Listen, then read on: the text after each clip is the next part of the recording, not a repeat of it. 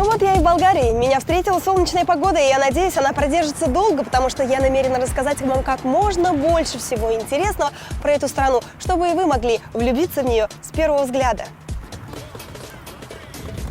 Не успели приземлиться, уже СМС. С предложением подключить легкий роуминг от Билайн. Всего 25 тенге за минуту разговора, СМС и мегабайт. И услуга доступна в 60 странах мира. Что для этого нужно? Звездочка, 120, звездочка, 125, решетка. Готово. Ну все, поехали. Смотрите сегодня в программе. Как отыскать пересечение улиц Абая-Розыбакиева, находясь в Болгарии? Где найти самый лучший в мире курс тенге? Настолько ли грубые и жадные болгары, как о них рассказывают на туристических сайтах? Что делать, когда цены на яхты в Болгарии подъемные, но нет смысла их покупать?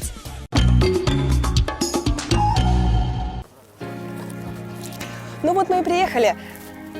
В этом отеле я проведу ближайшие несколько дней. Мне осталось только зарегистрироваться и получить ключи от своего номера. А дальше я отправлюсь в город и буду знакомить вас с красотами этой страны.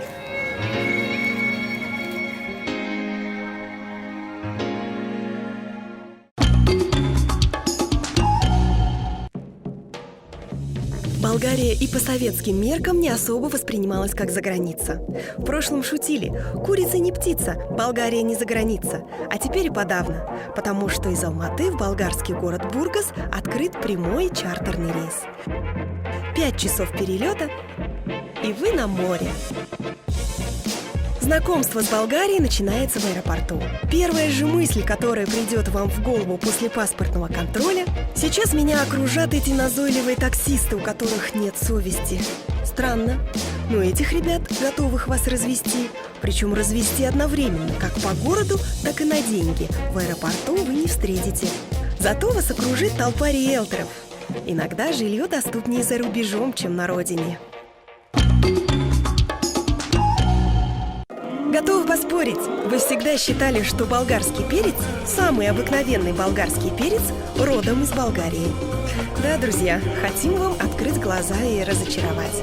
Болгария не имеет никакого отношения к этой овощной культуре. В Европу ее первым привез Колумб. А вот шлифовальный инструмент, который известен у нас под названием болгарка, действительно выпускался в Болгарии. Вот и все, что мы хотели рассказать вам об этой стране. Конечно же, это шутка. Сегодня мы познакомим вас с настоящей Болгарией.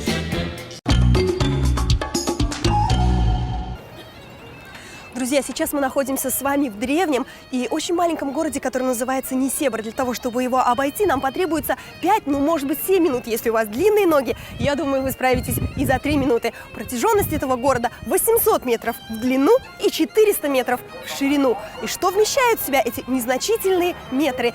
Я приглашаю вас вместе с нами пойти и все посмотреть своими глазами. Вкратце расскажем об истории города. Был в древности царь по имени Мена. Была у него красавица-жена. Звали ее Месамбрия. Они канули в лету, шли века, сменялись правители и режимы. Город из греческого стал римским, из римского – византийским, из византийского – османским и стал называться Несебром. Теперь целый город носит имя жены, а царю досталась всего лишь улица. Вот и говори теперь, что 2000 лет назад не было гендерного равенства. Ну а если вы хотите глубже ознакомиться с историей города, вам нужно либо зарыться в Википедию, либо нырнуть под воду. Да, и это не шутка. Большая часть древнего города лежит под водой. То, что сохранилось на поверхности, это древняя полуразваленная церковь, несколько других руин и множество современных кафешек и сувенирных лавок. Но даже в таком виде Несебр внесен в список всемирного наследия ЮНЕСКО. Друзья, вы слышите, как красиво за моей спиной играет волынка? Но я, признаюсь, вам нахожусь сейчас в недоумении, потому что мне казалось, что волынка – это шотландский народный инструмент. Я думаю, что это хорошая возможность для того, чтобы зайти в интернет и посмотреть, в чем связь между Болгарией и волынкой. Кстати, очень хорошо, что у нас есть легкий роуминг от Билайн, всего 25 тенге за мегабайт. Сейчас мы узнаем всю информацию.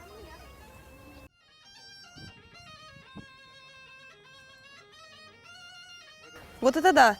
Волынка – это болгарский народный инструмент. Более того, волынка есть и у казахов, и называется она жильбуаз.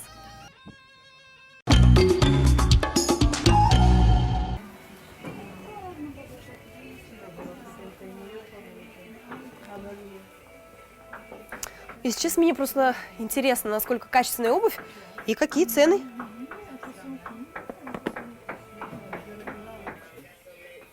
Здравствуйте, вам помочь? Здравия, да. Скажите, эта обувь качественная? Да, Качественная? да, Тогда или нет? да, качественно. А почему вы говорите «да» и при этом делаете вот так? А она дорогая? Не, Кивок у болгар означает «нет», а покачивание головы из стороны в сторону – «да». Легко запутаться неподготовленному человеку. Мы все еще гуляем по историческим улочкам Несебра. Кстати, о том, что море буквально в 2 шагах напоминает, точнее, не дают забывать многочисленные чайки, которые передают свои приветы. И приходится по улицам идти буквально зигзагообразно. Одна из них все-таки оставила мне свой привет.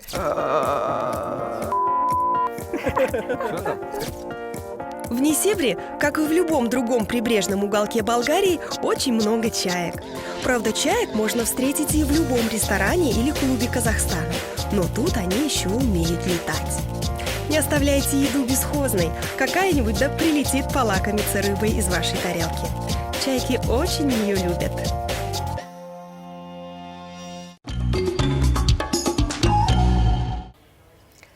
Национальная валюта Болгарии – лев и статинки. Деньги лучше всего везти с собой в долларах или евро. Конечно, вы можете взять и другую валюту, но здесь вы поменяете ее по очень невыгодному курсу. Деньги лучше всего менять в банках или вот таких вот многочисленных обменниках. Ну или самое простое – на ресепшене своего отеля. Интересное такое название – статинки. Надо запомнить. Статинки. Статинки. Если вы не успели обменять валюту на левый, не стоит расстраиваться. В Несебре можно найти магазин, в котором принимают любую валюту мира, в том числе и наши тенге.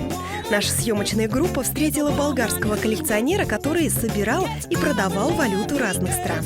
О, а вот наши денежные банкноты. 200-500 тенге. В его коллекции мы обнаружили как наши бумажные деньги, так и монету достоинством 100 тенге. И стоила она целых 4 лева, то есть 424 тенге. Где еще вы найдете такой курс? Ну а если он не согласится купить, то можно Пополнить их коллекцию. Ну вот у меня есть только 10 тенге. Ну, оставлю на память. Кто бывал в турецком городе Бурса, сразу же заметит схожесть домов в Несебре с теми, что можно встретить в Турции. Двухэтажные дома, верхний этаж которых выступает вперед, напомнит вам о Бурсе. Как же здесь все-таки романтично.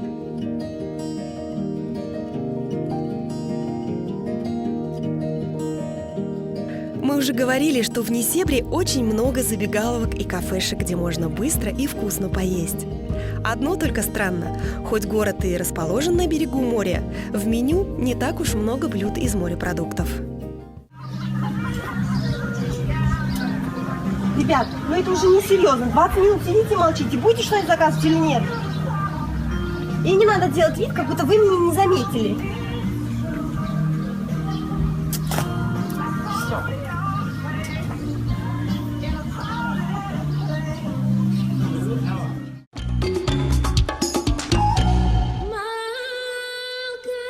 Закончив с Несебром, отправляемся на Балканские горы. Это ближе к столице Болгарии, они достигают 2000 метров, а здесь, на берегу моря, их высота не превышает 500 метров. Именно здесь одиноко расположен православный монастырь святого Константина и Елены. Рядом с ним находится источник, и, как уверяла настоятельница монастыря, вода из него обладает целебными свойствами. Например, достаточно намочить ею глаза, чтобы навсегда забыть про очки. Не знаем, так это или нет, по крайней мере, редактор передачи «Налегке» до сих пор ходит в очках, хотя буквально купал свои глаза в этой воде. Может быть, на вредных людей вода не действует?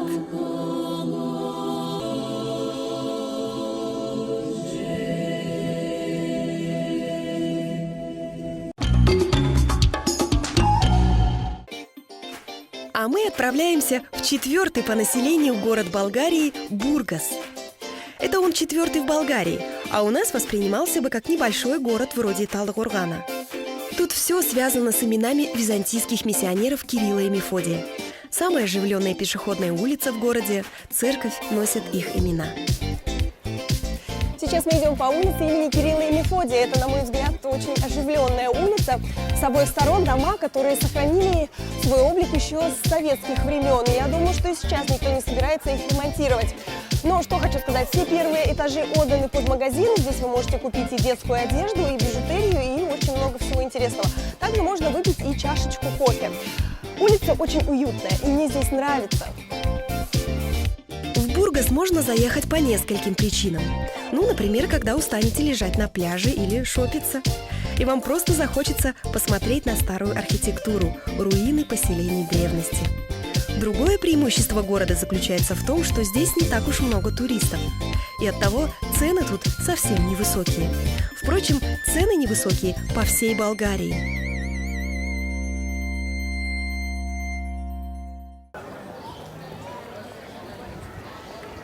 Извините, а вы не знаете, как пройти на Абая Розбакиева? Абая Розбакиева, как пройти? Ну, так. Не знаете, да? Ну ладно. Извините, а вы не знаете, как пройти на Абая Розбакиева? Нет? Нет? Ну ладно, спасибо. Пройти на Абая Розбакиева. Куда? Абая Розбакиева.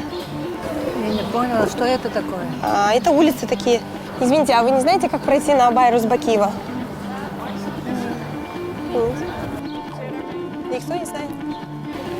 Автобус? Ваша улица где находится? Далеко? С автобус придем? Абая Розбакиева. Так, значит, делайте так.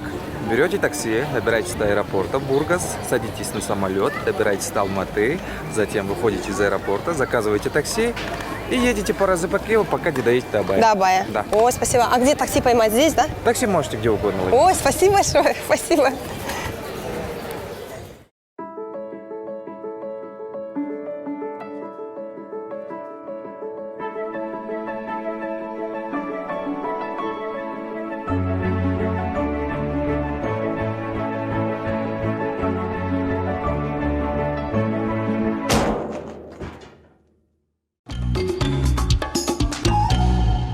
Бургас остался позади.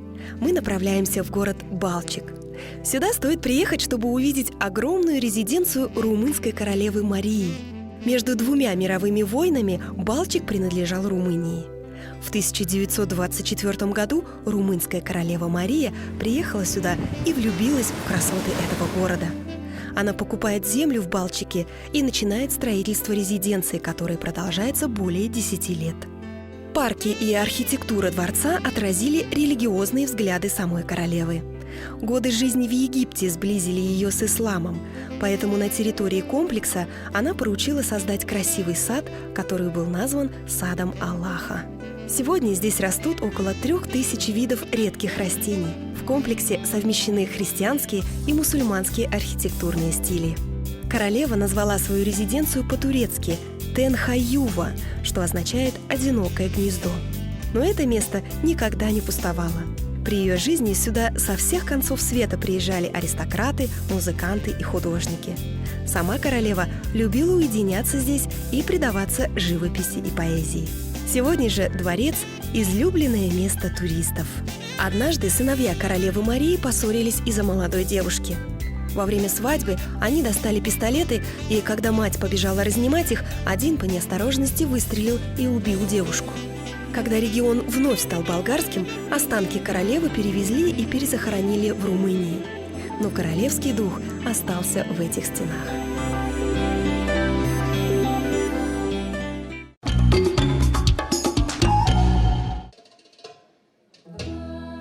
Пока мы ездили по прибрежным болгарским городкам, успели нагулять аппетит. Если вы хотите не просто поесть, а сделать это по-болгарски, лучше всего стоит поехать в болгарскую деревню. За этими большими и красивыми воротами расположился настоящий болгарский дворик, и мы узнаем с вами много интересного о культуре и быте болгарского народа. И встречает нас хлебом и солью. Тут и песни народные споют, и танцы национальные спляшут, и разыграют вас так, что скучать не придется.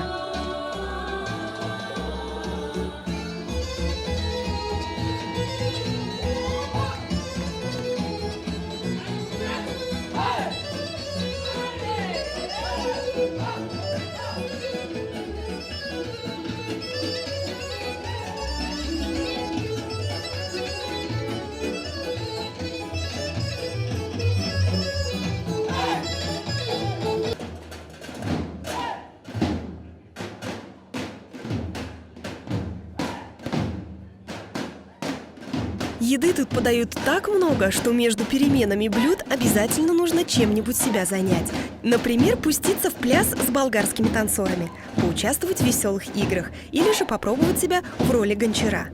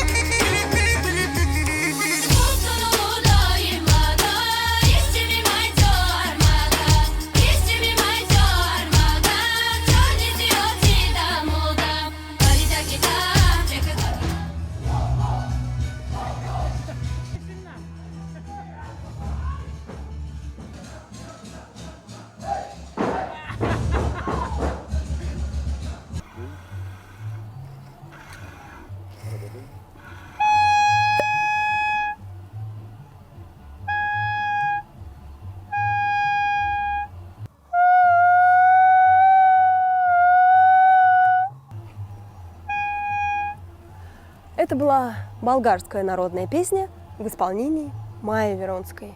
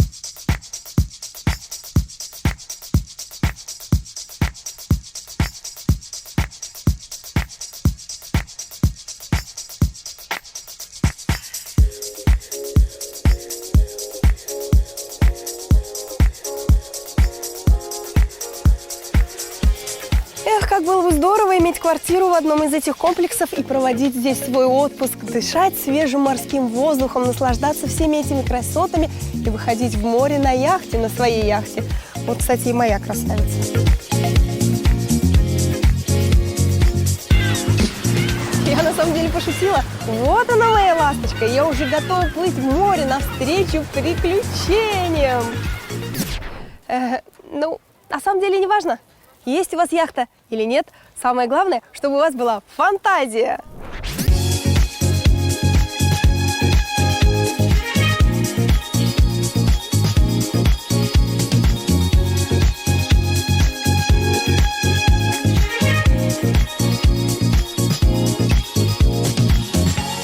Сейчас мы вышли в открытое...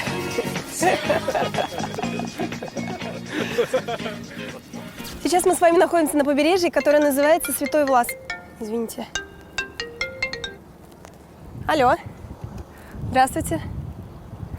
Привет, не узнала. Нет, не могу. Ну, потому что я в открытом море. Не на Копчегае, я в Болгарии. Да, так получилось, ага, быстро уехали. Ну, это сейчас же не проблема. Легкий роуминг от Билайн, всего 25 тенге за минуту по всему миру. Хорошо, спасибо. Тебе тоже хорошего дня. Пока. Сейчас мы вышли в открытое море, и отсюда открывается потрясающая панорама. А это побережье, это Святой Влас, далее Солнечный берег, и там вдалеке виднеется город с богатой историей Несебр. Там мы с вами уже успели побывать.